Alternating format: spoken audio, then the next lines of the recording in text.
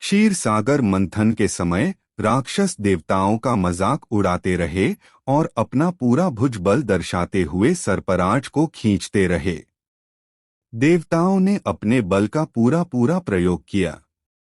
उनके खींचने की इस प्रक्रिया में वासुकी महासर्प ने विष उगल दिया। वह विष ज्वालाएं बिखेरना लगा। इन ज्वालाओं में कितने ही राक्षस जल गए। लग रहा था कि इस हलाहल से पूरा लोक ध्वंस हो जाएगा।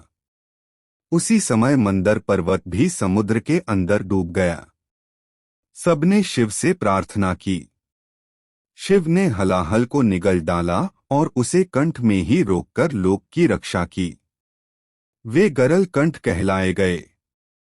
विपत्ति टली पर पर्वत डूब गया। देवताओं ने विष्णु से प्रार्थना की। विष्णु ने बड़े कच्छप के रूप में कूर्मावतार लिया और समुद्र में डूबे पर्वत को अपनी पीठ पर ढोते हुए ऊपर ले आए। कच्छप बनकर मंदर पर्वत को ढोते हुए विष्णु ने बड़ी ही सावधानी बरती। पर्वताग्र पर बैठकर उन्होंने एक पांव से उसे दबाकर रखा, जिससे वह इधर उधर न हिले डुले। साथ ही देवताओं के साथ मिलकर वे समुद्र को मथने के काम में लगे रहे। यों विष्णु बहुरूपों में दिखे। सागर मंथन का काम सुचारू रूप से चलने लगा। क्षीर सागर से चंद्र, लक्ष्मी, कल्पवृक्ष, कामधेनु, ऐरावत हाथी, उच्चौश्रवा घोड़ा, सुरा नामक नशा व उत्तेजना प्रदान करने वाला पेय और कितने ही पदार्थ उत्पन्न हुए। शिव ने कंठ के हलाहल के ताप के उपशमन के लिए चंद्रमा को सिर पर धारण कर लिया और चंद्रशेखर बने। लक्ष्मी देवी ने श्रीवत्स कौस्तुभ मणियों की वैजयंती माला पहनाकर विष्णु से विवाह किया। विष्णु लक्ष्मीकांत बने। देवता सुरा पीकर सुर बने। अंत में अमृत प्राप्त हुआ। आयुर्वेद के मूल विराट धन्वंतरी के रूप में अमृत कलश लिए अनेक औषधियों को धारण किए विष्णु पद्मासन पर आसीन हो समुद्र से होते हुए प्रकट हुए। अमृत के लिए जब क्षीर सागर मथा गया तब प्रारंभ में हलाहल विष उत्पन्न हुआ।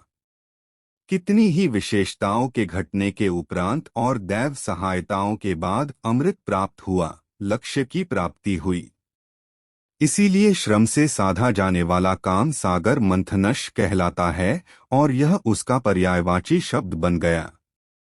धन्वंतरी के हाथ में जो अमृत कलश था उसे राक्षस उड़ा ले गए और दावा किया कि यह हमारा ही है। राक्षसों और देवताओं में मुठभेड़ हुई। जब दोनों के बीच में यह छीनाझपटी हो रही थी तब मंत्रमुग्ध कर देने वाली जगन्मोहिनी वहां प्रत्यक्ष हुई। उसे देखकर राक्षस उस पर रीझ गए। मोहिनी ने राक्षसों से कहा, अमृत मुझे दो, मैं बांटूंगी। उसकी बातों में आकर राक्षसों ने कलश उसके सुपुर्द कर दिया। राक्षस एक तरफ बैठे तो देवता दूसरी तरफ। दोनों के बीच में कलश को कमर पर सटाए जगन्मोहिनी नृत्य करने लगी और अमृत बांटने को सन्नद्ध हो गई।